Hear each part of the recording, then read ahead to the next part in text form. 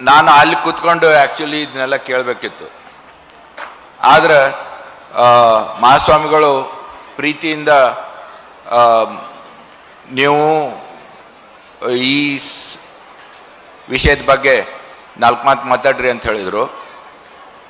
ಅದಕ್ಕೆ ನಾನು ನಿಮ್ಮೊಡನೆ ನನ್ನ ಕೆಲವು ವಿಚಾರಗಳನ್ನು ಹಂಚಿಕೊಳ್ಳಲಿಕ್ಕೆ ಪ್ರಯತ್ನ ಪಡ್ತೇನೆ. ನಾನು ಧಾರವಾಡದಲ್ಲಿ ಹುಟ್ಟಿ ಬೆಳೆದು ಅಲ್ಲಿ ಕಾಲೇಜು ವಿದ್ಯಾಭ್ಯಾಸ ಮಾಡಿ BSc ಮಾಡಿ ಆಮೇಲೆ ಹೊರಗಡೆ ಅಂದರೆ ಸುಮಾರು 52 ವರ್ಷ ಆಯಿತು ಕರ್ನಾಟಕದಿಂದ ಹೊರಗೋಗಿ. ಹೀಗಾಗಿ ನಾನು ಕನ್ನಡದೊಳಗೆ ಹೆಚ್ಚು ಕಡಿಮೆ ಆದರೆ ಸ್ವಲ್ಪ ತಾವು ಕ್ಷಮಿಸ್ಬೇಕು. ಆದರೂ ನಮ್ಮ ಧಾರವಾಡ ಕನ್ನಡದಾಗ ನಾನು ಮಾತಾಡ್ತೀನಿ. ಓಕೆ, ಅಷ್ಟಂತೂ ಬರ್ತದೆ. ಸಾಹಿತ್ಯಿಕವಾಗಿ ಗ್ರಾಂಥಿಕವಾಗಿ ಮಾತಾಡಲಿಕ್ಕೆ ಎಷ್ಟು ಚೆನ್ನಾಗಿ ಎಲ್ಲ ಭಾಷಣಕಾರರು ಈಗ ಮಾತಾಡಿದ್ದಾರೆ. ಅದು ಅವ್ರ ಜೊತೆ ನಾನು ಕಂಪೇರ್ ಮಾಡೋಕ್ಕೆ ಹೋಗಬೇಡ್ರಿ. ಓಕೆ, ಇವತ್ತಿನ ವಿಷಯ ಶರಣ ಸಾಹಿತ್ಯ ಮತ್ತು ಸಮಾಜ ಅಂತ ಇದೆ. ಅದಕ್ಕೆ ಏನು ಸಂಬಂಧ? ನಾನು ಸಾಹಿತಿ ಅಲ್ಲ, ಸಾಹಿತಿಗಳ ಮನೆಯಲ್ಲಿ ಹುಟ್ಟಿದವನು, ಸಾಹಿತ್ಯದ ವಿದ್ಯಾರ್ಥಿನೂ ಅಲ್ಲ. ನಾನು ಭೌತಶಾಸ್ತ್ರದ ವಿದ್ಯಾರ್ಥಿ, ಆಮೇಲೆ ಇನ್ಫಾರ್ಮೇಷನ್ ಟೆಕ್ನಾಲಜಿಯಲ್ಲಿ ಬಿಸ್ನೆಸ್ ಜರ್ನಲಿಸಮ್ನಲ್ಲಿ ಕೆಲಸ ಮಾಡಿದವನು. ಅದಕ್ಕೆ ನಾನು ನನ್ನ ದೃಷ್ಟಿಕೋನದಿಂದ ಇದನ್ನು ನನಗೆ ತೋಚಿದ್ದು ಕೆಲವು ಮಾತುಗಳನ್ನು ನಿಮ್ಗೆ ಹೇಳ್ತೇನೆ.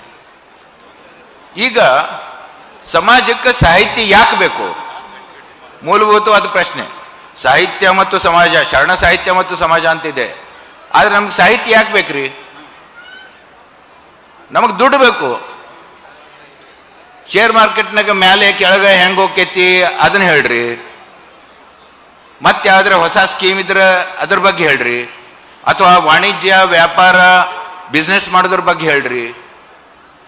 ಒಳ್ಳೆ ನೌಕರಿ ಸಿಗೋದೇನೋ ಅಂತ ಏನಾದರೂ ಸಬ್ಜೆಕ್ಟ್ ಇದ್ರೆ ಕಾಮರ್ಸು ಮ್ಯಾನೇಜ್ಮೆಂಟು ಇದ್ರ ಬಗ್ಗೆ ಮಾತಾಡ್ರಿ. ಇಲ್ಲ ಅಂದ್ರೆ ಈಗ 21ನೇ ಶತಮಾನ ತಂತ್ರಜ್ಞಾನದ ಯುಗ ಅಂತೀವಿ, ಡಿಜಿಟಲ್ ಟೆಕ್ನಾಲಜಿ ಯುಗ ಅಂತೀವಿ, ಇದ್ರ ಬಗ್ಗೆ ಮಾತಾಡ್ರಿ, ಇದ್ರ ಬಗ್ಗೆ ಅಭ್ಯಾಸ ಮಾಡ್ರಿ, ಇದಕ್ಕಾಗಿ ದುಡೀರಿ. ಈ ಸಾಹಿತ್ಯ ಯಾಕೆ ಬೇಕ್ರಿ? ಇದೊಂದು ಪ್ರಶ್ನೆ. ಈ ಸಾಹಿತ್ಯದಿಂದ ನಮಗೇನು ಲಾಭ? ಅದಾದ್ಮೇಲೆ ಶರಣ ಸಾಹಿತ್ಯದ ಬಗ್ಗೆ ನೋಡೋಣ. ಮೊದಲು ಸಾಹಿತ್ಯದಿಂದ ನಮಗೇನು ಲಾಭ? ನನಗನ್ನಿಸ್ತದ ಮನುಷ್ಯ ಬರೇ, ಅದು ಎಲ್ಲರಿಗೂ ಗೊತ್ತದ, ಮನುಷ್ಯ ಬರೇ ಉಂಡು ಮಲಗಿ ಇರುವಂಥ ಒಂದು ಜೀವಿ ಅಲ್ಲ. ಅವನಿಗೊಂದು ಮನಸ್ಸು ಇದೆ, ಬುದ್ಧಿ ಇದೆ, ಪ್ರಜ್ಞೆ ಇದೆ. ಅವನು ಕಲ್ಪಿಸ್ಕೊಳ್ಳುತ್ತಾನೆ, ಪ್ರಶ್ನೆ ಮಾಡ್ತಾನೆ, ಜ್ಞಾನ ಸುತ್ತಮುತ್ತಲಿನ ಏನು ಜಗತ್ತಿದೆ ಅದ್ರ ಬಗ್ಗೆ ತಿಳಿದುಕೊಳ್ಳೋದಕ್ಕೆ ಜಿಜ್ಞಾಸೆ ಇದೆ, ಕನಸು ಕಾಣ್ತಾನೆ, ಪ್ರೀತಿ ಮಾಡ್ತಾನೆ, ಭಾವುಕನಾಗಿ ಅವನು ವಿವಿಧ ಭಾವನೆಗಳನ್ನು ಅವನು ಅನುಭವಿಸ್ತಾನೆ. ಅಂದಮೇಲೆ ಇದು ಬರೇ ಹಣದಿಂದ ನಡೆಯುವ ಜಗತ್ತಲ್ಲ, ಅಥವಾ ಟೆಕ್ನಾಲಜಿಯಿಂದ ನಡೆಯುವ ಜಗತ್ತಲ್ಲ. ಗೂಗಲ್ಲು, ಫೇಸ್ಬುಕ್ಕು, ಅಮೆಝಾನು, ಟೆಸ್ಲಾ ಗಿಸ್ಲಾ ಎಂತೆಂಥೋ ಅವುಗಳ ಮಾರ್ಕೆಟ್ ವ್ಯಾಲ್ಯೂನೇ ನಮ್ಮ ಇಡೀ ಭಾರತದ GDPಗಿಂತ ಹೆಚ್ಚಿಗೆ ಆಗತ್ತವು.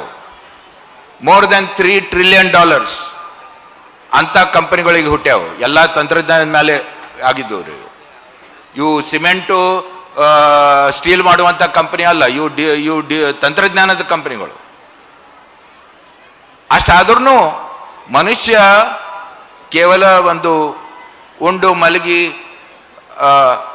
ಜೀವನ ಕಳೆದು ಸಾಯುವಂಥ ಪ್ರಾಣಿ ಅಲ್ಲ. ಇವನ್ಗೆ ಒಂದು ಬುದ್ಧಿ ಇದೆ, ಆ ಭಾವನೆಗಳಿವೆ. ಇವನ್ಗೆ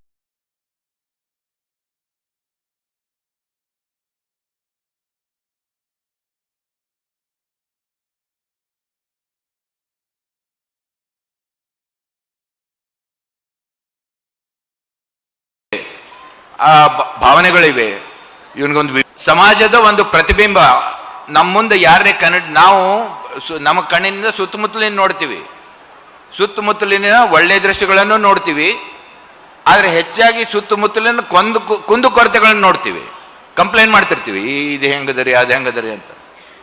ಆದ್ರೆ ನಮ್ಮನ್ನ ನಾವು ನೋಡೋದು ಹೆಂಗ? ಕನ್ನಡಿ ಮುಂದೆ ನಿಂತ್ರ ಕಾಣಿಸ್ತಿತ್ತು. ಆದ್ರೆ ಕನ್ನಡಿ ತೋರಿಸೋದು 2 ಡೈಮೆನ್ಷನಲ್ ಪಿಕ್ಚರ್. ಅದು ಒಂದು ಯಾರೋ ಫೋಟೋ ತೆಗೆದು ನಿಮ್ಗೆ ತೋರಿಸಿದಂಗೆ. ಸಾಹಿತ್ಯ ಒಂದು 3 ಡೈಮೆನ್ಷನಲ್ ಪಿಕ್ಚರ್ ಅಷ್ಟೇ ಅಲ್ಲ, ಒಂದು ಅದರ ಯಾವುದೇ ನಿಮ್ಮದಾಗಲಿ ನಿಮ್ಮ ಜೀವನದ ಬಗ್ಗೆ, ಅದರ ಹುಟ್ಟು ಬೆಳವಣಿಗೆ ಮತ್ತು ಅದರ ಪತನ, ಇವು ಮೂರು ತೋರಿಸುವಂಥದ್ದು ಕನ್ನಡಿ. ಅದು ವಿಶೇಷವಾದ ಕನ್ನಡಿ. ಆ ಕನ್ನಡಿಯಿಂದ ನಾವು ಸಾಕಷ್ಟು ಕಲಿಬೋದು ಮತ್ತು ಕಲಿತಿರ್ತೀವಿ. ಆಮೇಲೆ ಸಾಹಿತಿಗಳಿಗೆ ಅವ್ರಿಗೆ ನಾವು ದೃಷ್ಟಾರ ಅಂತ ಅನ್ಬೋದು. ಅಂದ್ರೆ ನಮ್ಗೆ ಏನು ಅದೃಶ್ಯ ಇದ್ದದ್ದನ್ನು ಸುಧಾ ಅವರು ದೃಶ್ಯವಾಗಿ ನಮ್ಮ ಕಣ್ಮುಂದಿಡ್ತಾರೆ. ಅವರು ಕವಿತೆಗಳ ಮೂಲಕ, ಕಾದಂಬರಿಗಳ ಮೂಲಕ, ನಾಟಕಗಳ ಮೂಲಕ ಅಥವಾ ವಿಚಾರ ಪ್ರಚೋದಕ ಸಂಶೋಧನೆಗಳ ಮೂಲಕ ವಿವಿಧ ರೀತಿಯಲ್ಲಿ ನಮ್ಮ ಮುಂದಿಡ್ತಾರೆ. ಸೊ ಇದರಿಂದ ನಮ್ಮ ಲೆವೆಲ್ ಏನಿರುತ್ತಲ್ಲ, ಪ್ರಜ್ಞೆಯ ಲೆವೆಲ್ಲು, ಅದು ಮೇಲಕ್ಕೆ ಹೇಳೋದಕ್ಕೆ ಒಂದು ಬಹುದೊಡ್ಡ ಸಹಾಯ ಆಗುತ್ತೆ. ಅಫ್ಕೋರ್ಸ್ ನಾವು ಮನನ, ಚಿಂತನ, ಧ್ಯಾನ ಮಾಡಬೇಕು. ಆದರೆ ಇದಕ್ಕೆ ಒಂದು ಪೋಷಕವಾಗಿ ಸಾಹಿತ್ಯ ನಮ್ಗೆ ಕೆಲಸ ಮಾಡುತ್ತೆ. ಇಂಥ ಸಾಹಿತ್ಯದಲ್ಲಿ ನಾವು ಕೇಳ್ತೀವಿ, ನಮ್ಗೆ ಕರ್ನಾಟಕದೊಳಗೆ ನಮ್ಗೆ ಸಿಕ್ಕದ್ದು, ನನಗೆ ಗೊತ್ತಿದ್ದ ಮಟ್ಟಿಗೆ ಪಂಡಿತರು ಹೇಳ್ತಾರೆ, ಕನ್ನಡ ಸಾಹಿತ್ಯದ ಪಂಡಿತರು ಏನಂದ್ರೆ ಮೊಟ್ಟ ಮೊದಲ ಗ್ರಂಥ ಅಂದ್ರೆ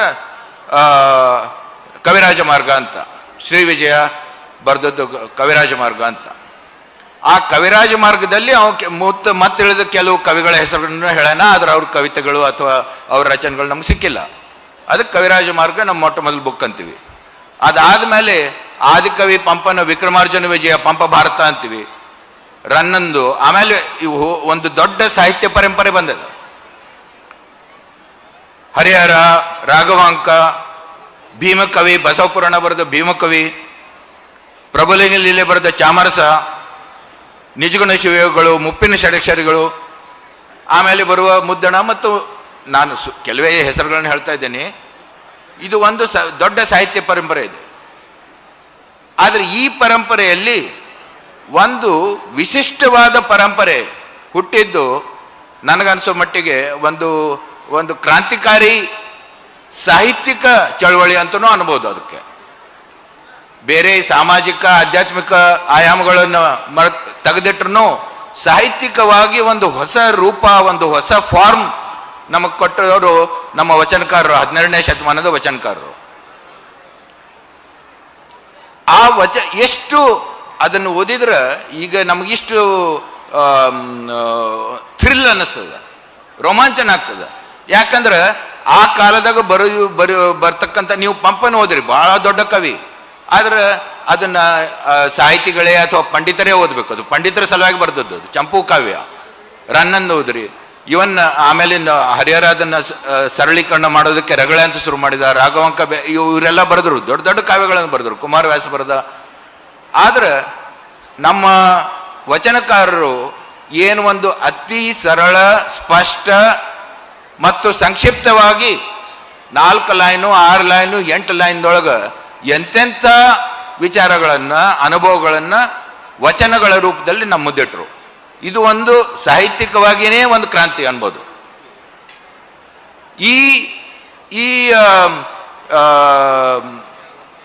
ಈಗ ಸಾಹಿತ್ಯ ಇನ್ನೊಂದು ಗುಣ ಅದ. ಏನಂದ್ರೆ ನಾವು ಸಾಹಿತಿಗಳನ್ನ ಮತ್ತು ಸಾಹಿತ್ಯವನ್ನ ನೆನ್ಪಿಡ್ತೀವಿ, ತಲಾಂತರವಾಗಿ ನೆನ್ಪಿಡ್ತೀವಿ. ಅವ ಪಂಪ ಹೇಳ್ತಾರ, ಅವ ಅರಿಕೇಸರಿ ಅಂತ ಯಾವುದೋ ರಾಜಾಶ್ರಯದಾಗಿದ್ರಿ, ಅದಕ್ಕೆ ಆ ರಾಜಾನ್ನೇ ಹೀರೋ ಮಾಡಿ ಅವನ್ನ ಅರ್ಜುನ್ಗೆ ಹೋಲಿಸಿ ವಿಕ್ರಮಾರ್ಜುನ ವಿಜಯ ಬರ್ದ, ಅದು ಪಂಪ ಭಾರತ ಅಂತ ಹೆಸರಾತು ಅಂತ ನಾವು ಓದ್ತೀವಿ. ಆದರೆ ಈ ಅರಿಕೇಸರಿನ ಯಾರ್ಯಾರು ನೆನಪಿಸ್ತಾರ? ಇಷ್ಟು ಸಾವಿರಾರು ರಾಜರು, ಮಹಾರಾಜರು, ಶ್ರೀಮಂತರು, ಎಂತೆಂಥ ಮಂದಿ ಆಗಿ ಹೋದ್ರು. ಈಗಿನ 1200 ವರ್ಷದನ್ನ ನೋಡಿದ್ರ, 9ನೇ ನೃಪತುಂಗನ ಈ ಕವಿರಾಜ ಮಾರ್ಗದಿಂದ ಹಿಡ್ಕೊಂಡು ಇಲ್ಲಿವರೆಗೆ ಎಷ್ಟೆಷ್ಟೋ ರಾಜರಾಗಿ ಹೋದರು, ಎಷ್ಟೆಷ್ಟೋ ಶ್ರೀಮಂತರಾಗಿ ಹೋದರು, ಎಷ್ಟೆಷ್ಟೋ ಶೂರರು, ವೀರರು ಆಗಿ ಹೋದರು. ನಮಗೆ ಏನೋ 4 ಟೆಕ್ಸ್ಟ್ ಬುಕ್ನಾಗ ಹೆಸರು ಬರ್ತಾವೆ ಅಷ್ಟ. ಪುಲಕೇಶಿ ಆಗೋದ್ರಿ, ಅವ ಇದ್ರಿ ಅಂತ. ಆದ್ರೆ ನಾವು ಕವಿಗಳನ್ನು ನೆನ್ಪಿಡ್ತೀವಿ, ಸಾಹಿತಿಗಳನ್ನು ನೆನ್ಪಿಡ್ತೀವಿ. ಯಾಕಂದ್ರೆ ಅವ್ರು ಕೊಟ್ಟ ಕೃತಿಗಳು ಅಮರ. ಅಂದ್ರೆ ನಮಗೆ ಇನ್ನೂ ಎಷ್ಟೋ ಶತಮಾನಗಳ ನಂತರವೂ ಅದರಿಂದ ನಾವು ಎಷ್ಟೋ ಕಲಿಯುವಂಥದ್ದು ಇರ್ತದೆ. ಆದ್ದರಿಂದ ಇದು ಸಾಹಿತ್ಯ ಒಂದು ಅಮರ ಕೃತಿ, ಅಮರತ್ವ ಇದೆ ಸಾಹಿತ್ಯದಲ್ಲಿ. ಆಮೇಲೆ ಈಗ ನೋಡ್ರಿ, ಈ ಪಂಪನ್ ಎಷ್ಟು ಮಂದಿ ಓದ್ತಾರ, ರಾಘವಾಂಕನ್ ಎಷ್ಟು ಮಂದಿ ಓದ್ತಾರ, ಇವನ್ ಬೇಂದ್ರೆ, ಕುವೆಂಪು ಅಥವಾ ನಮ್ಮ ತಂದೆ ಶಿವರುದ್ರಪ್ಪ, ಚನ್ನವೀರ ಕಣ್ವಿ, ಉಳಿದವರು ಇಂಥ ಕವಿಗಳ ಎಷ್ಟು ಮಂದಿ ಓದ್ತಾರ? ಏನು ಕಾಲೇಜ್ಗೆ ಹೋಗೋರು, MA ಮಾಡೋರು, ಅಂಥವ್ರು ಈ ಸಾಹಿತ್ಯ, ಅದು ಕನ್ನಡ ಸಾಹಿತ್ಯ ಒಲವಿದ್ದವರು ಅಂಥವ್ರು ಓದ್ತಾರೆ. ಆದ್ರೆ ಮನೆಯೊಳಗೆ ಕರ್ನಾಟಕದಾಗಲಿ ಮತ್ತು ಅಷ್ಟೇ ಅಲ್ಲ ಸುತ್ತಮುತ್ತಲಿನ ರಾಜ್ಯಗಳಲ್ಲಿ ಆದರೂ ಈ ವಚನಕಾರರ ವಚನಗಳನ್ನು ಅಟ್ಲೀಸ್ಟ್ 2-3 ಆದರೂ ಹುಡುಗರು ಕಲಿತಾರ, ನೆನಪಿಡ್ತಾರ, ಹಿರಿಯರು ಹೇಳ್ತಾರ, ಕೋಟ್ ಮಾಡ್ತಾರ. ಇದು ಹೆಂಗಾತು ಅಂದಮೇಲೆ ಆಕ್ಚುಲಿ ಜನರ ಜೀವನದಲ್ಲಿ ಅವರ ಸ್ಮೃತಿಯಲ್ಲಿ ಹಾಸು ಹೊಕ್ಕಾದ ಸಾಹಿತ್ಯ ಅಂದ್ರೆ ವಚನಕಾರ ಸಾಹಿತ್ಯ ಅಂತ ಹೇಳ್ಬೋದು ನಾವು. ಅದೇ ರೀತಿ ಆಮೇಲೆ ಬಂದ ದಾಸ ಸಾಹಿತ್ಯದ್ದು ಆಗಿದೆ. ಬಟ್ ವಚನಕಾರರ ಸಾಹಿತ್ಯದೊಳಗಿನ ಏನು ಒಂದು ಶಾರ್ಪ್ನೆಸ್ ಅದ, ಸ್ಪಷ್ಟತೆ ಅದ, ಮತ್ತು ಇಷ್ಟು ಸರಳ ಶಬ್ದಗಳು, ಅದರಲ್ಲಿ ಮತ್ತೆ ಕಾವ್ಯಗುಣನೂ ಇದೆ. ಎಂತೆಂಥ ಉಪಮೆಗಳು, ಎಷ್ಟು ಅಂದ್ರೆ ಅದು ಏನಪ್ಪ, ಈ ಕೆಲವು ಮಂದಿ ಹೇಳ್ತಾರ, ಈಗ ನವ್ಯ ಕಾವ್ಯದಲ್ಲಿ ಬಂತು ಏನಂದ್ರೆ ಇಟ್ಸ್ ಫ್ರೀ ವರ್ಸ್ ಅಂತ. ಅಂದ್ರೆ ಅದಕ್ಕೇನು ಛಂದಸ್ಸು ಗಿಂದಸ್ಸು ಬ್ಯಾಡ್ರಿ, ಅದಕ್ಕೆ ಸ್ವಚ್ಛಂದವಾಗಿ ಬರೀರಿ ಅಂತ ಫ್ರೀ ವರ್ಸ್ ಅಂತಿದ್ರು. ಕೆಲವರು ವಚನಗಳನ್ನು ಫ್ರೀ ವರ್ಸ್ ಏನೋ ಅಂತೇಳಿ ಮೊದಲು ಅದರ ಅನಲೈಸ್ ಮಾಡಕ್ಕೆ ಶುರು ಮಾಡಿದರು. ಆದ್ರೆ ವಚನಗಳೊಳಗೆ ಕಾವ್ಯಗುಣ ಎಷ್ಟು ಇದೆ ಅದನ್ನು ಓದಿದವ್ರಿಗೆ ಗೊತ್ತಾಗ್ತದೆ. ಅಂದ್ರೆ ಇದು ಶ್ರೇಷ್ಠ ಸಾಹಿತ್ಯನೂ ಹೌದು, ಜನರ ಲಕ್ಷಾಂತರ ಕೋಟ್ಯಾಂತರ ಜನರ ಹೃದಯಕ್ಕೆ, ಅವರ ಸ್ಮೃತಿಗೆ, ಅವರು ಹಾಡುವುದಕ್ಕೆ, ಅವರು ನೆನಪಿಡುವುದಕ್ಕೆ, ಅವ್ರು ಕೋಟ್ ಮಾಡುವಂಥ ಸಾಹಿತ್ಯ ಅಂದ್ರೆ ವಚನಕಾರರ ಸಾಹಿತ್ಯ ಅಂತ. ಇದು ಒಂದು ರೀತಿ ಅದ್ವಿತೀಯ ಸಾಹಿತ್ಯ ಅಂತ ನನಗನ್ನಿಸ್ತದೆ. ಆಮೇಲೆ ನಾನು ವಿಜ್ಞಾನಿಯಾಗಿ ವೈಜ್ಞಾನಿಕ ಶಿಕ್ಷಣ ಪಡೆದು ನನಗೆ ಅಟ್ರಾಕ್ಟ್ ಆಗಿದ್ದು ಈ ವಚನಕಾರ ಸಾಹಿತ್ಯದೊಳಗಿನ ಕೆಲವು ಗುಣಗಳನ್ನು ನಿಮ್ಮ ಮುಂದಿಡ್ತೇನೆ. ಎಲ್ಲಕ್ಕಿಂತ ಮುಖ್ಯವಾಗಿ ನನಗೆ ಅಟ್ರಾಕ್ಟ್ ಮಾಡಿದ್ದಂದ್ರೆ ಅವರಲ್ಲಿರುವ ವೈಚಾರಿಕತೆ. ವೈಚಾರಿಕತೆ ಅಂದ್ರೆ ಏನು? ವೈಚಾರಿಕೆ ಅದರ ಹಲವು ಗುಣಗಳಿವೆ. ಒಂದು, ಯಾವುದನ್ನು ನೀವು ಇದೇ ಸತ್ಯ ಅಂತ ಯಾರೋ ಹೇಳ್ಯಾರ ಅಂತ ನೀವು ತಿಳ್ಕೊಬೇಡ್ರಿ, ಅದನ್ನು ಒಪ್ಕೋಬೇಡ್ರಿ, ಅದನ್ನು ನೀವು ಹೊರಗಲಿಗೆ ಹಚ್ಚಿರಿ, ಅದನ್ನು ಕ್ವೆಶ್ಚನ್ ಮಾಡ್ರಿ. ಯಾರೇ ಇರಲಿ, ಅವ್ರು ಹಿರಿಯರಿರಲಿ, ಯಾರೋ ಮಹಾಪುರುಷರಿರಲಿ, ಅಥವಾ ಯಾವುದೋ ನಾವು ಈ ಧರ್ಮಗ್ರಂಥಗಳಿರಲಿ, ಯಾರೇ ಇರಲಿ, ಅದರೊಳಗೆ ಏನು ಬರ್ದಾರ ಅದನ್ನು ಅವ್ರು ಒಪ್ಕೊಳ್ಳಿಲ್ಲ, ಅದನ್ನು ಕ್ವೆಶ್ಚನ್ ಮಾಡಿದರು. ಈ ವೈಚಾರಿಕತೆ ವೈಜ್ಞಾನಿಕತೆಯ ಒಂದು ಮೂಲ ಗುಣ. ಅಂದ್ರೆ ಎಲ್ಲಾನು ಕ್ವೆಶ್ಚನ್ ಮಾಡ್ಬೋದು ನೀವು. ಯಾವುದು ಇದು ಸಾರ್ವಕಾಲಿಕ ಸತ್ಯ, ಇದು ಅಲ್ಲಿ ಬರ್ದಾರ್ರಿ 2000 ವರ್ಷದಿಂದ 8000 ವರ್ಷದಿಂದ ಏನೇನೋ ಹೇಳ್ತಾರೆ, ಸನಾತನದ ಸತ್ಯ ಅಂತ, ಎಟರ್ನಲ್ ಟ್ರೂತ್ಸ್ ಅಂತ. ವಿಜ್ಞಾನ ಯಾವುದನ್ನು ಎಟರ್ನಲ್ ಟ್ರೂತ್ ಅಂತ ಒಪ್ಕೊಳ್ಳೋದಿಲ್ಲ, ಎಲ್ಲನ್ನೂ ಕ್ವೆಶ್ಚನ್ ಮಾಡ್ತೈತಿ, ಅದನ್ನು ಹೊರಗಲಿಗೆ ಹಚ್ತೈತಿ. ಆ ಗುಣವನ್ನು ನಾವು ಕಲಿಬೋದು ವಚನಕಾರರಿಂದ. ಅವ್ರು ಎಲ್ಲಾನು ಕ್ವೆಶ್ಚನ್ ಮಾಡಿದರು, ದೇವರನ್ನು ಕ್ವೆಶ್ಚನ್ ಮಾಡಿದರು, ಪೂಜೆ ಪುನಸ್ಕಾರಗಳನ್ನು ಕ್ವೆಶ್ಚನ್ ಮಾಡಿದರು, ಕಂದಾಚಾರಗಳನ್ನು ಕ್ವೆಶ್ಚನ್ ಮಾಡಿದರು, ಭಕ್ತಿನೂ ಕ್ವೆಶ್ಚನ್ ಮಾಡಿದರು. ನೀವು ಅಲ್ಲಂ ಪ್ರಭು ವಚನಗಳನ್ನ ನೋಡಿದ್ರೆ ಆ ಭಕ್ತಿ ಬಗ್ಗೆ ಏನಂತಾನ ಅಂದ್ರೆ ಅದನ್ನ ಅವ ಎಷ್ಟೋ ಸರ್ತಿ ರಿಡಿಕ್ಯೂಲ್ ಮಾಡ್ತಾನ. ಜ್ಞಾನ ಮಾರ್ಗ, ಅನುಭವದ ಮಾರ್ಗ, ಇದ್ರ ಬಗ್ಗೆ ಒತ್ತು ಕೊಡ್ತಾನ. ಅಂದ್ರೆ ಬೇರೆ ಬೇರೆ ಈಗ ಹೇಳ್ತಾರ ಪಂಡಿತರು, ಸುಮಾರು ಆ ಕಾಲದೊಳಗೆ ಸುಮಾರು 130ಕ್ಕಿಂತ ಹೆಚ್ಚು ವಚನಗಳು ನಮ್ಗೆ ಸಿಕ್ಕಿವೆ. ಅದ್ರ ಬಗ್ಗೆ ಇನ್ನೂ ಹೆಚ್ಚಿನ ಮುಂದೂ ಸಿಗ್ಬೋದು. ನಮ್ಮ ಅಶೋಕ್ ದೊಂಬ್ಲೂರ್ ಅವರು ಭಾಳ ಓಡಾಡಕತ್ತಾರ, ಅಲ್ಲಿ ಇಲ್ಲಿ ಇದು ತಾಡೋಲೆಗಳನ್ನು ಎಲ್ಲ ಇದನ್ನು ಸ್ಕ್ಯಾನ್ ಮಾಡೋದಕ್ಕೆ. ಸೊ ಅದ್ರೊಳಗೆ ಮತ್ತಿನ್ನೂ ಕೆಲವು ಹೊಸ ವಚನಕಾರರು ಸಿಗ್ಬೋದು. ಇದುವರೆಗೆ ಸಿಕ್ಕಿದ್ದು ಅದರೊಳಗಿನ ಕೆಲವು ಏನಂತಾರ, ಈಗ ನಾವು ಫೇಕ್ ನ್ಯೂಸ್ ಅಂತೀರಲ್ಲಿ, ಫೇಕ್ ನ್ಯೂಸ್ ಅಂತೀವಲ್ಲ, ಈಗ ವಾಟ್ಸಪ್ನಾಗ ಬಂದೈತ್ರಿ, ಕರೆ ಇರ್ತೀರಿ, ಇಲ್ರಿ ಸುಳ್ಳು ಐತ್ರಿ ಅಂತೀವಿ, ಹೌದಲ್ಲ? ಅದೇ ರೀತಿ ವಚನಕಾರರು ಮತ್ತು ವಚನಗಳು ಇಷ್ಟು ಪಾಪ್ಯುಲರ್ ಆಗಿದ್ರಿಂದ ಎಷ್ಟೋ ಮಂದಿ ವಚನಕಾರರ ಹೆಸರಲ್ಲಿ ಏನೇನೋ ಬರೆದ್ಬಿಟ್ರು. ಓಕೆ. ಸೊ ಅವಕ್ಕೆ ವಿಕ್ಷಿಪ್ತ ವಚನಗಳು ಅಂತಾರ. ಸೊ ಅಂಥವನ್ನೆಲ್ಲ ಜೋಳು ಕಾಳುಗಳನ್ನ ಬದಿಗಿರಿಸಿ ಯಾವ್ದು ಗಟ್ಟಿ ಕಾಳದ, ಯಾವುದು ಒಂಥರದ ಅದರ ಕನ್ಸಿಸ್ಟೆನ್ಸ್ ಅದ, ಇದು ಕರೇನ ಬಸವಣ್ಣವ್ರ ವಚನವೋ ಅಲ್ಲೋ ಅಂತೇಳಿ ಅಂತ ಎಲ್ಲ ಹೊರಗಲ್ಲಿಗೆ ಸುಮಾರು 100 ವರ್ಷದಿಂದ 100 ವರ್ಷಕ್ಕಿಂತ ಹೆಚ್ಚು ನಮ್ಮ ಕನ್ನಡ ಸಾಹಿತ್ಯದ ಅನೇಕ ಪಂಡಿತರು ಅದ್ರ ಬಗ್ಗೆ ವಿಚಾರಿಸಿ ಚರ್ಚೆ ಮಾಡಿ ಜಗಳ ಮಾಡಿ ಎಲ್ಲ ಮಾಡಿ ಕೊನೆಗೆ ಒಂದು ರೀತಿ ಎಕ್ಸೆಪ್ಟೆಡ್ ಇವು ಅಂತ ಅಂದ್ರೆ 12,000 ವಚನಗಳನ್ನ ಈಗ ನಮ್ಮ ಮುಂದಿಟ್ಟಾರ ಬಸವ ಯುಗದ್ದು. ಅದ್ರೊಳಗೆ ಸುಮಾರು 130ಕ್ಕಿಂತ ಹೆಚ್ಚು ವಚನಕಾರರು. ಅದರೊಳಗೆ ಇನ್ನೂ ಮುಖ್ಯ ಅಂದ್ರೆ ದಿಸ್ ಈಸ್ ಅನ್ಪ್ರೆಸಿಡೆಂಟೆಡ್. ಯಾವ ದೇಶದ ಯಾವ ಕಾಲದಲ್ಲೂ ಇಷ್ಟು ರೀತಿ 30ಕ್ಕಿಂತ ಹೆಚ್ಚು ವಚನಕಾರ್ತಿಯರು. ಅದಕ್ಕೆ ಒಂದು ಸತ್ಯ ನನ್ಗೆ ಪ್ರೊಫೆಸರ್ ಕಲಬುರ್ಗಿ ಅವರು ಅಂದರು, ನಾನು ಧಾರವಾಡಕ್ಕೆ ಬಂದಾಗೆಲ್ಲ ಒಂದು 4-5 ಜನನ ಭೇಟಿಯಾಗೋದು, ಅವರಿಂದ ಅವ್ರ ಜೊತೆ ಚರ್ಚೆ ಮಾಡೋದು ನಂದು ಇದು ರೂಢಿ. ಸೊ ಕಲಬುರ್ಗಿ ಅವರು ನಮ್ಮ ತಂದೆ ತಾಯಿ ಮನೆ ಪಕ್ಕದಲ್ಲೇ ಇದ್ರು. ಸೊ ಹಗಲೆಲ್ಲ ಅವ್ರನ್ನ ಭೇಟಿ ಆಗ್ತಿದ್ದೆ. ಬಂದಾಗ ಅವ್ರು ಏನ್ರೆ ಒಂದು ಹೊಸ ಬುಕ್ ಕೊಡೋರು ಅಥವಾ ಮತ್ತೇನಾದ್ರು ಹೇಳೋರು. ಸೊ ಅವ್ರು ಒಂದಂದ್ರು, ನೋಡಪ್ಪ, ಇನ್ಫ್ಯಾಕ್ಟ್ ಅವ್ರದ್ದು ಏನು ಹತ್ಯೆ ಆಯಿತು ಅದಕ್ಕಿಂತ ಕೆಲವು ದಿನಗಳ ಮೊದಲು ನನಗಂದ್ರು, ನಾನೊಂದು ಹೊಸ ಲೇಖನ ಬರ್ದೀನಿ, ಅದು ಇನ್ನೂ ಡ್ರಾಫ್ಟ್ನಾಗ ಐತಿ. ಏನಂದ್ರೆ 12ನೇ ಶತಮಾನದೊಳಗೆ ಏನು ಅದು ಕ್ರಾಂತಿಕಾರಿ ಅಂತ ನಾವು ಯಾಕೆ ಅನ್ಬೋದು ಅಂದ್ರೆ ಇಷ್ಟು ಜನ ವಚನಕಾರ್ತಿಯರು ಅದರೊಳಗೆ ಭಾಗವಹಿಸಿದರು. ಅಫ್ಕೋರ್ಸ್ ಬರೇ ವಚನಕಾರ್ತಿಯರು ಅಥವಾ ವಚನಕಾರರು ಭಾಗವಹಿಸಲಿಲ್ಲ. ಯಾಕಂದ್ರೆ ಎಷ್ಟೋ ಜನ ನಮ್ಮ ದೇಶದೊಳಗೆ ನಮ್ಮ ಹಳ್ಳಿಗಳಲ್ಲಿ ಎಲ್ಲ ಕಡೆ ಸಿದ್ಧ ಪುರುಷರಾಗಿ ಹೋಗ್ಯಾರ. ಅವ್ರು ಎಲ್ಲರೂ ವಚನ ಬರೆದ್ರು ಅಂತಿಲ್ಲ, ಅವರೆಲ್ಲರೂ ತಮ್ಮ ಸಂದೇಶವನ್ನು ಬರೆದ್ರು ಅಂತಿಲ್ಲ. ಆದ್ರೆ ಅವರು ಸಾಧನೆ ಮಾಡಿದ್ರು, ಜನರಿಗೆ ತಿಳುವಳಿಕೆ ಕೊಟ್ಟರು, ಆಮೇಲೆ ಈ ಜಗತ್ತಿನಿಂದ ಹೊರಟೋದ್ರು.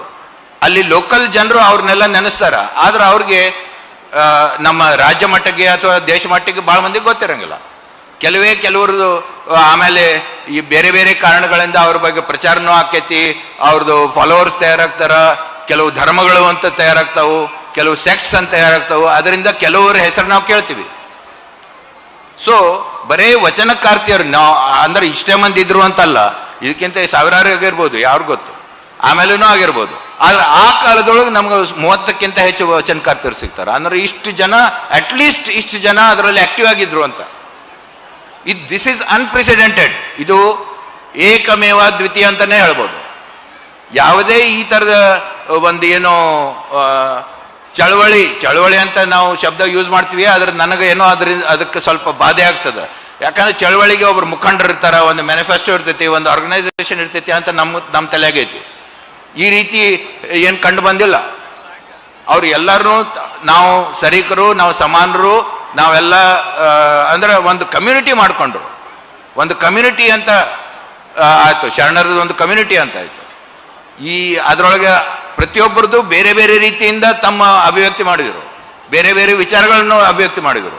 ಮತ್ತು ಒಬ್ಬರೇ ಶರಣರ ವಚನಗಳನ್ನ ನೋಡಿದ್ರೆ ಕೆಲವು ವಚನದೊಳಗೆ ಒಂದು ಥರದ ಸ್ಪಿರಿಟ್ ಬರ್ತದೆ, ಇನ್ನೊಂದು ಕೆಲವು ವಚನಗಳು ಬೇರೆ ಥರದ ಸ್ಪಿರಿಟ್ ಬರ್ತದೆ. ಅಂದ್ರೆ ಅವರು ಬದಲಾಗುತ್ತಾ ಹೋಗ್ಯಾರ ಅಂತ ಅನ್ನಿಸ್ತದೆ. ಅಂದ್ರೆ ಒಂದು ಏನೋ ಒಂದು ಫಂಡಮೆಂಟಲ್ ಪ್ರಿನ್ಸಿಪಲ್ಸ್ ಅಂತ ಇದನ್ನ ಹಿಡ್ಕೊಂಡು ಹೋಗೋಣ ಅಂತಲ್ಲ. They are evolving personalities. ನಾವು ಹೆಂಗೆ ಅಂದ್ರೆ ನಿಮ್ಮಂಥವ್ರು ಅಂತಾನೆ ತಿಳ್ಕೊಳ್ರಿ. ನಾವು ಹೆಂಗೆ ಚೇಂಜ್ ಹಾಕೋತ ಹೋಗ್ತೀವಿ, ನಮ್ಮ ವಿಚಾರಗಳು ಚೇಂಜ್ ಆಗ್ತಾವೆ, ನಮ್ಮ ಬಿಹೇವಿಯರ್ ಚೇಂಜ್ ಹಾಕೋತ ಹೋಗೈತಿ, ಹಂಗಾಗಿರ್ಬೋದು. ಯಾಕಂದ್ರೆ ಅದಕ್ಕೆ ನಾವು ವಚನಗಳೊಳಗೆ ಕನ್ಸಿಸ್ಟೆನ್ಸಿ ನೋಡಕ್ಕೆ ಹೋಗ್ಬಾರ್ದು, ಫಿಲಾಸಾಫಿಕಲ್ ಕನ್ಸಿಸ್ಟೆನ್ಸಿ ನೋಡಕ್ಕೆ ಹೋಗ್ಬಾರ್ದು.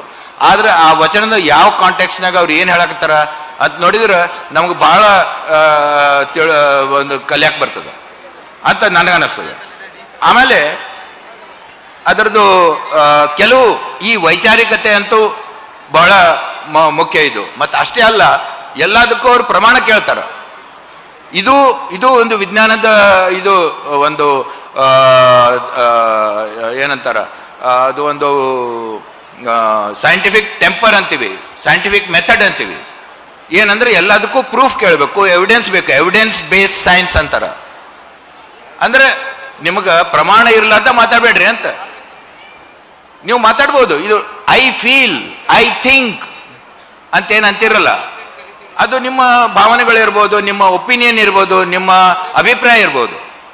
ಆದ್ರೆ ಯಾವುದಾದ್ರೂ ಒಂದು ಸಿದ್ಧಾಂತ ಅಥವಾ ಒಂದು ಹೊಸ ವಿಚಾರ ಅಂತೇಳಿ ನೀವು ಮಂಡನೆ ಮಾಡ್ಬೇಕಾದ್ರೆ ಅದಕ್ಕೆ ನಿಮಗೆ ಪುರಾವೆಗಳನ್ನ ಕೊಡ್ಬೇಕಾಗ್ತೈತಿ, ಎವಿಡೆನ್ಸ್ ಕೊಡ್ಬೇಕಾಗ್ತೈತಿ. ಪ್ರಮಾಣಶಾಸ್ತ್ರ ಅಂತಾರ. ಆ ಪ್ರಮಾಣದೊಳಗೆ ಪ್ರತ್ಯಕ್ಷ ಪ್ರಮಾಣ, ಅನುಮಾನ ಅಂತಾರ.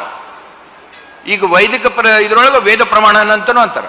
ಆದ್ರೆ ಇವರು ವೇದ ಪ್ರಮಾಣವನ್ನು ಒಪ್ಕೊಳ್ಳಿಲ್ಲ, ಅನುಭವ, ತಮ್ಮ ಅನುಭವದ ಪ್ರಮಾಣ ಅಂತ. ಅವ್ರು ಏನು ಶೂನ್ಯದ ಬಗ್ಗೆ ಮಾತಾಡಿದ್ರು, ಘನ ಅಂತ ಮಾತಾಡಿದ್ರು, ಪರಾಶಕ್ತಿ ಅಂತ ಮಾತಾಡಿದ್ರು. ಇವಕ್ಕೆಲ್ಲ ನೀವು ಎಂಥ ಪ್ರಮಾಣ ಹುಡುಕ್ತೀರಿ ನೀವು? ಅದಕ್ಕೆ ಅವ್ರ ಅನುಭವದ ಪ್ರಮಾಣವನ್ನು ಕೊಟ್ಟರು. ಆದ್ರೆ ಕೆಲವು ಅವು ಎಕ್ಸ್ಪೀರಿಯನ್ಷಿಯಲ್ ಅದಾವು, ಅನುಭವದ ಪ್ರಮಾಣ ಕೊಟ್ಟದ್ದು ವಿಚಾರಗಳದಾವು, ಅನುಭವದ ವಚನಗಳೇ, ಅನುಭವನೇ ಅವ್ರದ್ದು ಮೂಲ ಒಂದು ಉದ್ದೇಶ. ಅದರ ಬಗ್ಗೆ ಚರ್ಚೆ ಮಾಡ್ತಾರ, ವ್ಯಕ್ತ ಮಾಡ್ತಾರ. ಅನಿರ್ವಚನೀಯವನ್ನು ಹೆಂಗೆ ವಚನದೊಳಗೆ ಮಾಡಬೇಕು, ಇದೊಂದು ದೊಡ್ಡ ಪ್ರಶ್ನೆ. ಅದಕ್ಕೆ ಗುದ್ದಾಡ್ತಾರ. ಆದ್ರೆ ನಮಗೆ ಏನು ಹೇಳ್ಬೇಕಾದ್ರೆ ಅನೇಕ ಪ್ರತ್ಯಕ್ಷ ಪ್ರಮಾಣಗಳನ್ನ ಕೊಡ್ತಾರ. ಫಾರ್ ಎಕ್ಸಾಂಪಲ್, ಈಗ ಕಲ್ಲನಾಗರ ಕಂಡರೆ ಹಾಲನೆರೆ ಎಂಬರು, ದಿಟದನ್ನಾಗರ ಕಂಡರೆ ಕೊಲ್ಲೆಂಬರಯ್ಯ. ಇದು ಎಲ್ಲಿಂದ ಬಂತು? ನಾವು ನೋಡ್ತೀವಿ, ಪ್ರತ್ಯಕ್ಷ ನೋಡ್ತೀವಿ, ಮಂದಿ ಹಿಂಗೆ ಬಿಹೇವ್ ಮಾಡ್ತಾರ. ಕಲ್ಲಿನ ನಾಗಪ್ಪ ಹೋಗಿ ನಾಗ ಪಂಚಮಿ ಒಳಗೆ ನಾವು ಪೂಜೆ ಮಾಡ್ತೀವಿ. ಅದ ಒಂದು ಅಲ್ಲಿ ಹಾವು ಬಂತಂದ್ರೆ ಹೊಡ್ರಿ ಅಂತಾರ. ಅಂದ್ರೆ ಈ ಒಂಥರದ ಏನು ಒಂದು ಕಂದಾಚಾರ ಅಂತ ತಿಳ್ಕೊಳ್ರಿ, ಅಂಧಶ್ರದ್ಧೆ ಅಂತ ತಿಳ್ಕೊಳ್ರಿ, ಅಥವಾ ಇದೇನು ಒಂದು ದೇವಾಲಯಗಳ ಸೆಂಟರ್ಡ್, ಟೆಂಪಲ್ ಸೆಂಟರ್ಡ್ ಭಕ್ತಿ ಅಥವಾ ಟೆಂಪಲ್ ಸೆಂಟರ್ಡ್ ವರ್ಷಿಪ್ ಅಂತ ಏನಿತ್ತು, ದೇವಾಲಯಗಳ ಸುತ್ತಮುತ್ತಲೇ ಇತ್ತು, ಮೂರ್ತಿ ಪೂಜೆ ಸುತ್ತಮುತ್ತಲೂ ಇತ್ತು. ಆಮೇಲೆ ಆ ಮೂರ್ತಿಗಳು ಅಷ್ಟೇ ಅಲ್ಲ, ಎಲ್ಲದಕ್ಕೂ ದೇವ್ರ ಅನ್ನುವಂಥದ್ದು. ಈ ಗಿಡ ದೇವ್ರೈತ್ರಿ, ಅದು ದೇವ್ರೈತ್ರಿ, ಇದು ದೇವ್ರೈತಿ ಅಂತ ಅನೇಕ ನಂಬಿಕೆಗಳಿದ್ವು. ಸೊ ಅದಕ್ಕೆ ಅದನ್ನ ಒಂದು ರೀತಿ ಲೇವಡಿ ಮಾಡ್ತಾರ. ಅದಕ್ಕೆ ಅವ್ರು ಹೇಳ್ತಾರ, ನೀವು ಅದಕ್ಕೆ ಅವರು ಒಂದು ಹೊಸ ಕನ್ಸೆಪ್ಟ್ ತಂದರು. ಏನಂದ್ರೆ ದೇವಾಲಯದೊಳಗೆ ಲಿಂಗಾರ್ಚನೆ ಇರ್ಬೋದು, ಶೈವ ದೇವಾಲಯಗಳಿದ್ವು, ಭಾಳ ವರ್ಷದಿಂದ ಇದ್ವು. ಆದ್ರೆ ಇವ್ರಂದ್ರು, ನೀವು ನಿಮ್ಮೊಳಗಿನ ಏನು ನಿಮ್ಮ ಅರಿವು, ನಿಮ್ಮ ಜ್ಞಾನ, ಒಂಥರದ ಜ್ಞಾನ ಯೋಗ ಅಂತನ್ರಿ, ಶಿವಯೋಗ ಅನ್ರಿ, ಅದನ್ನ ಅವರು ಒಂದು ಚಿನ್ನ ಕೊಟ್ಟು, ಇಷ್ಟಲಿಂಗ ಅನ್ನೋ ಒಂದು ಚಿನ್ನ ಕೊಟ್ಟು, ಇದನ್ನ ಹಿಡ್ಕೊಂಡು ನೀವು ಧ್ಯಾನ ಮಾಡ್ರಿ, ಇದನ್ನ ಹಿಡ್ಕೊಂಡು ನಿಮ್ಮ ಜೀವನದ ಬಗ್ಗೆ, ನಿಮ್ಮ ಸುತ್ತಮುತ್ತಲಿನ ಬಗ್ಗೆ, ಅಥವಾ ಏನು ನಿಮ್ಗೆ ಯಾವ ಪ್ರಶ್ನೆಗಳು ನಿಮ್ಗೆ ಕಾಡ್ತಾವು ಅದ್ರ ಬಗ್ಗೆ ಚಿಂತನೆ ಮಾಡ್ರಿ, ಮಂಥನ ಮಾಡ್ರಿ, ಮನನ ಮಾಡ್ರಿ, ಧ್ಯಾನ ಮಾಡ್ರಿ. ನೀವು ಎಷ್ಟು ಅದರ ಮೇಲೆ ಇಷ್ಟು ಅಲ್ಲಂ ಪ್ರಭುಗಳು ಅದರ ಬಗ್ಗೆ ಇಷ್ಟು ಲೇವಡಿ ಮಾಡ್ತಾರ, ಇವನ್ ಸಿದ್ದರಾಮ ಅದರ ಬಗ್ಗೆ ಎಷ್ಟು ಲೇವಡಿ ಮಾಡ್ತಾರ. ಅಂದ್ರೆ ಒಂಥರ ನೀವು ಫಾಲ್ಸ್ ಅಂದ್ರೆ ಮಂದಿಗೆ ತೋರಿಸೋ ಸಲುವಾಗಿ ತೋರಿಕೆ ಭಕ್ತಿ, ನಾ ಇಷ್ಟು ಪೂಜೆ ಮಾಡಿದೆ, ಇಷ್ಟು ಹೂ ಕೊಟ್ಟೆ, ಇಷ್ಟು ಇದನ್ನ ಮಾಡಿದೆ ಅಂತ, ಇಷ್ಟು ಭವ್ಯವಾಗಿ ನಾನು ಪೂಜೆ ಮಾಡಿದೆ ಅನ್ನೋದಕ್ಕಿಂತ ನೀವು ಎಷ್ಟು ಧ್ಯಾನ ಮಾಡಿದ್ರಿ, ನೀವು ಎಷ್ಟು ಶುದ್ಧರಾಗಿ ಹೊರಗೆ ಬಂದ್ರಿ, ಇದರ ಬಗ್ಗೆ ಅವರು ನಮಗೆಲ್ಲ ಕಲಿಸಿದರು. ಅಂದ್ರೆ ಒಂದು ರೀತಿಯಿಂದ ಅದು ಒಂದು ಆಗಿನ ಟೆಂಪಲ್ ಸೆಂಟರ್ಡ್ ಏನು ಒಂದು ಸಿಸ್ಟಮ್ ತಯಾರಾಗಿತ್ತು, ಅದಕ್ಕೆ ವಿರೋಧವಾಗಿ ಇವರು ನಿಮ್ಗೆ ಎಲ್ಲಿ ಹೋಗ್ತೀರಿ ಅಲ್ಲಿ ದೇವ್ರದಾರ್ರಿ, ಜಗದಾಗಲ್ಲ ಮುಗಿದಾಗಲ್ಲ ಅಂದ್ರ ಎಲ್ಲ ಕಡೆ ದೇವ್ರದಾರ, ಎಲ್ಲ ಕಡೆ ದೇವ್ರದಾರ ಅಂದ್ಮೇಲೆ ಇಲ್ಲೇ ದೇವ್ರದಾರ, ಅಥವಾ ಇದ ತೀರ್ಥದೊಳಗೆ ದೇವ್ರದಾರ, ಇದ ಕ್ಷೇತ್ರದೊಳಗೆ ದೇವ್ರದಾರ ಅಂತ ಯಾಕಂತೀರಿ. ಅಂದಮೇಲೆ ನೀವು ಎಲ್ಲಾದ್ರೂ ಕೂತ್ಕೊಂಡು ನಿಮ್ಮ ಧ್ಯಾನ ಮಾಡೋದಕ್ಕೆ, ನಿಮ್ಮ ಏಕಾಗ್ರತೆ ಅಚೀವ್ ಮಾಡೋದ್ರ ಸಲುವಾಗಿ ನಿಮ್ಮ ಕೈಯಲ್ಲಿ ಒಂದು ಚಿನ್ನ ಕೊಟ್ಟರು, ಇಷ್ಟಲಿಂಗ ಅಂತ. ಸೊ ಇವೆಲ್ಲ ಒಂದು ರೀತಿಯಿಂದ ಅನ್ಪ್ರೆಸಿಡೆಂಟೆಡ್, ಈ ರೀತಿ ಇವು ಒಂದು ಕ್ರಾಂತಿಕಾರಿ, ಆಧ್ಯಾತ್ಮಿಕವಾಗಿದ್ರೂ ಕ್ರಾಂತಿಕಾರಿ ವಿಚಾರಗಳು ಅಂತ ಅನಿಸ್ತದೆ. ಆಮೇಲೆ ಅದಕ್ಕೆ ಅಷ್ಟೇ ಅಲ್ಲ, ಇದು ಯಾರಾದರೂ ಸಾಧಿಸ್ಬೋದು. ನೀವು ಯಾವುದೇ ಕೆಲಸ ಮಾಡೋರು ಇರ್ಬೋದು, ನೀವು ಕೆಲಸ ನಿಮ್ಮ ಕಾಯಕ ಏನದ, ನಿಮ್ಮ ಕಾಯಕ ಏನದ ಅದೇ ಪೂಜೆ ಅಂತನೂ ತಿಳ್ಕೊಬೋದು. ಯಾಕಂದ್ರೆ ಬಹಳ ಮಂದಿ ಶ್ರಮಿಕರಿಗೆ ಇದು ಅಂತೂ ಅನ್ಪ್ರೆಸಿಡೆಂಟೆಡ್. ಭಕ್ತಿ ನಮ್ಮಲ್ಲಿ ಸಾಕಷ್ಟು ಸಂಪ್ರದಾಯ ದೇಶದಲ್ಲಿ ಬೇರೆ ಬೇರೆ ಕಡೆ ಬೇರೆ ಬೇರೆ ಶತಮಾನದಲ್ಲಿ ಬಂದಿದೆ ಭಕ್ತಿ ಅನ್ನೋದು. ಆದರೆ ಶ್ರಮಿಕರು ಯಾರಿಗೆ ಪೂಜೆ ಮಾಡೋದಕ್ಕೆ ಧ್ಯಾನ ಮಾಡೋದಕ್ಕೂ ಟೈಮ್ ಇಲ್ಲ, ಅವ್ರಿಗೆ ನಿನ್ನ ಕಾಯಕನ ನಮ್ಮ ಇದು ಪೂಜೆ ಅಂತ, ಇದರಿಂದನೇ ನಾವು ಕೈಲಾಸ ಕಾಣ್ತೀವಿ ಅಂತ. ಇದು ಅಗೇನ್ ಅಂದ್ರೆ ಶ್ರಮಿಕರಿಗೆ ಒಂದು ಅವ್ರಿಗೂ ಒಂದು ಆಧ್ಯಾತ್ಮದ್ದು ಅರಿವನ್ನು ಪಡೆಯೋದು ಒಂದು ದಾರಿ ತೋರಿಸಿದ್ರು. ಅದ್ರ ಸಲುವಾಗಿ ಬರೇ ಟೈಮ್ ಇದ್ದವರು, ನಮಗೆ ಟೈಮ್ ಇಲ್ರಿ, ಟೈಮ್ ಇದ್ದವ್ರು ಅಷ್ಟೇ ಪೂಜೆ ಮಾಡ್ಬೋದು, ಧ್ಯಾನ ಮಾಡ್ಬೋದು, ಚರ್ಚೆ ಮಾಡ್ಬೋದು, ಅಲ್ಲ ಹೌದಲ್ಲ? That is actually one luxury. ಅದು ಎಲ್ಲರಿಗೂ ಇರೋಂಗಿಲ್ಲ, ಶ್ರಮಜೀವಿಗಳಿಗೆ ಇರೋಂಗಿಲ್ಲ. ಅವ್ರು ಎಷ್ಟು 8 ತಾಸು 10 ತಾಸು 12 ತಾಸು ದುಡಿದು ಸ್ವಲ್ಪ ರೆಸ್ಟ್ ತೊಗೊಂಡು ಚೇತರಿಸ್ಕೊಂಡು ಮತ್ತೆ ಮರುದಿವ್ಸ ಇದಕ್ಕೂ ಅಂಥ ದುಡಿತದೊಳಗೆ ಅವ್ರು ಏನು ಕೆಲಸ ಮಾಡ್ತಿದ್ರು ಅದೇ ಒಂದು ರೀತಿ ಪೂಜೆ ಅಂತೇಳಿ ಒಂದು ಏನು ಒಂದು ವಿಚಾರವನ್ನು ಕೊಟ್ಟರು. ಅದು ಅಗೇನ್ ಇದು ಒಂದು ಅವ್ರ ವೈಶಿಷ್ಟ್ಯತೆ. ಇದು ಭಕ್ತಿ ಪಂಥದ ಭಕ್ತಿ ಬೇರೆ ಬೇರೆ ಆಯಾಮಗಳು ಎಲ್ಲೆಲ್ಲಿ ನಮ್ಮ ದೇಶದಲ್ಲಿ ಬೇರೆ ಬೇರೆ ಶತಮಾನದಲ್ಲಿ ಬಂದಿವೆ. ಅದರಲ್ಲಿ ಈ ಕನ್ಸೆಪ್ಟ್ ನಾವು ನೋಡೋಲ್ಲ, ಇದು ವಚನಕಾರರಲ್ಲಿ ನಾವು ನೋಡ್ತೀವಿ. ಅದೇ ರೀತಿ ಅವ್ರು ಇನ್ನೊಂದು ಅಂದರು, ನಮ್ಮ ಎಲ್ಲರೊಳಗೂ ಅಂದ್ರೆ ನಮ್ಗೆಲ್ಲರಿಗೂ ಹಕ್ಕದ ಅಂತ. ದೇವನೊಬ್ಬ ನಾಮ ಹಲವು ಅಂದಮೇಲೆ ಅದನ್ನ ಅವ್ರು ಆ್ಯಕ್ಚುಲಿ ಇಂಪ್ಲಿಮೆಂಟ್ ಮಾಡಿದರು. ಅದಕ್ಕೆ ಪ್ರತಿಯೊಬ್ಬ ವಚನಕಾರರು ತಮ್ಮ ಪ್ರೀತಿಯ ಹೆಸರನ್ನಿಟ್ಟರು ದೇವರಿಗೆ. ಕೂಡಲ ಸಂಗಮ ದೇವ, ಚನ್ನಮಲ್ಲಿಕಾರ್ಜುನ, ಕಪಿಲ ಸಿದ್ಧ ಮಲ್ಲಿಕಾರ್ಜುನ, ಗುಹೇಶ್ವರ. ಅಂದ್ರೆ ಆ್ಯಕ್ಚುಲಿ ಬರೇ ಆ್ಯಸ್ ಎ ಥಿಯರಿ ಅಂತ ಹೇಳಲಿಲ್ಲ. ಅಂದ್ರೆ ದೇವರಿಗೆ ನೀವು ಏನಾದರೂ ನಿಮಗೆ ಯಾವ ಪ್ರಿಯ ಹೆಸರೈತಿ ಆ ಹೆಸರಲ್ಲೇ ಕರೀರಿ, ನಡೀತದ, ಅದರಿಂದ ಏನೂ ತೊಂದರೆ ಇಲ್ಲ. ಆದ್ರೆ ನಿಮ್ಮ ಜೀವನದ ಬಗ್ಗೆ ನಿಮಗೇನು ಆಧ್ಯಾತ್ಮಿಕ ಪ್ರಶ್ನೆಗಳಲ್ಲ ಅದ್ರ ಬಗ್ಗೆ ಚಿಂತನೆ ಮಾಡ್ರಿ, ಅದು ಮುಖ್ಯ ಅಂತ. ಆದ್ರಿಂದ ಅದರಲ್ಲಿ ಸಮಾನತೆ, ಅದರಲ್ಲಿ ಎಲ್ಲರೂ ಒಂದ. ಆದ್ರೆ ಆವಾಗಿನ ಸಮಾಜದೊಳಗೆ ಏನಂತಿದ್ರು, ಬಾಯಲ್ಲಿ ಹೇಳೋದಕ್ಕೆ ಅದ್ವೈತ ಹೇಳ್ತಿದ್ರು. ಎಲ್ಲರೊಳಗೂ ಆತ್ಮದರಿ, ನಾವೆಲ್ಲ ಬ್ರಹ್ಮದ ಒಂದು ತುಂಡುಗಳರಿ ಅಂತ ಹೇಳ್ತಿದ್ರು. ಆದ್ರೆ ಜಾತಿ ವ್ಯವಸ್ಥೆ, ಗಂಡು ಹೆಣ್ಣುಗಳೊಳಗೆ ಭೇದ ಭಾವ, ಜಾತಿ ಭೇದ ಭಾವ ಇವೆಲ್ಲ ತುಂಬಿತ್ತು. ಅದಕ್ಕೆ ಇವರು ಅವ್ರಿಗೆ ವಾಗದ್ವೈತಿಗಳು ಅಂತ ಹೊಸ ಶಬ್ದ ಹಿಡಿದ್ರು. ನೀವು ಬರೀ ಮಾತಾಡಕ್ಕೆ ಅದ್ವೈತ ಮಾತಾಡ್ತೀರಿ ಅಂತ. ಸೊ ಇಂಥವೆಲ್ಲ ಅನೇಕ ಅವರೇನು ವಿಚಾರಗಳನ್ನು ಮುಂದಿಟ್ಟರು. ಆ ವಿಚಾರಗಳು 21ನೇ ಶತಮಾನದಾಗೂ ಅವರು 900 ವರ್ಷದ ಹಿಂದೆ ಈ ವಿಚಾರಗಳನ್ನು ಮುಂದಿಟ್ರು they are still very relevant and something which will elevate us ಅಂತ ನನಗನ್ನಿಸ್ತೈತಿ. ಇಷ್ಟು ಮಾತುಗಳನ್ನು ಹೇಳಿ ನಾನು